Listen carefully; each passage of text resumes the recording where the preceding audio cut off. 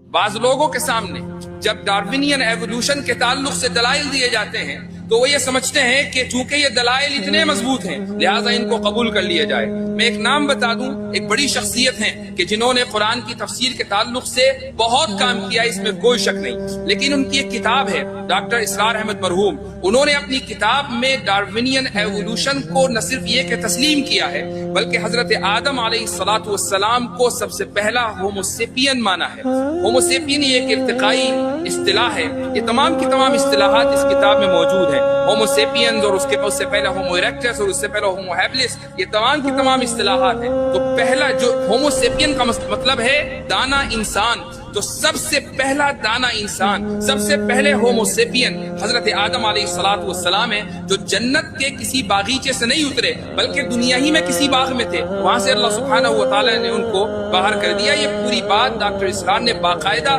اپنی کتاب میں لکھی ہے اور قرآن کی آیتوں کے اندر تعویل کر کے انہوں نے نظریہ ارتقاء کو ثابت کیا ہے۔ میں یہ نہیں کہتا کہ اگر کسی شخص سے کہیں ایک جگہ غلطی ہو جائے تو آپ اس کی تمام خدمات کو رد کر دیں، لیکن اگر کہیں غلطی ہوئی ہے تو غلطی کا ادراک اور غلطی کا اس اظہار کرنا یہ بھی ضروری ہے تاکہ دوسرے لوگ متنبہ رہیں۔ اس ملک میں بر صغیر میں تجدید کے بلکہ تجدد کی تحریک کے جو سب سے بڑے رہنما ہیں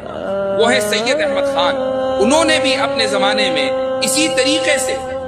یہی رویہ اختیار کیا معذرت خواہی کا کہ ان کے سامنے جنت اور جہنم کے مسائل آئے تو جنت کو انہوں نے اچھی کیفیت اور جہنم کو انہوں نے بری کیفیت سے تعبیر کر دیا، ملائکہ کا انہوں نے انکار کر دیا وغیرہ وغیرہ۔ یہ بات میں نے اس لیے کہی چونکہ اگر ایک آدمی کی ایک میدان میں خدمات ہیں تو اس کا مطلب یہ نہیں ہے کہ وہ تمام کی تمام غلطیوں سے بری ہے۔ ایک آدمی نے اگر کسی ایک خاص میدان میں امت کے اوپر اور ملت کے اوپر احسان کیا ہے تو اس کا مطلب یہ نہیں ہے کہ آنکھ بند کر کے ہم اس کی تفسیر بھی قبول کریں گے اور اس کے فقہی مسائل بھی قبول کریں گے اور اس کے فتاوی بھی قبول کریں گے، ایسا نہیں ہے۔ اس کا احسان اپنی جگہ، لیکن جب بات قرآن کی آئے گی اور جب بات قرآن کی تعبیرات کی آئے گی، جب بات مسلمات کی آئے گی، اصولوں کی آئے گی، عقائد کی آئے گی، تو پھر بات رسول اکرم صلی اللہ علیہ وسلم سے چلے گی، صحابہ تک آئے گی، تابعین سے آئے گی، تبع تابعین سے آئے گی، محدثین اور ائمہ کی بات چلے گی، پھر تجدد پسندوں کی بات نہیں چلے گی۔ اور ایسے حضرات کی ان تجدد پسندانہ عزائم کا اظہار بھی کیا جائے گا، پھر کسی کو برا لگے یا اچھا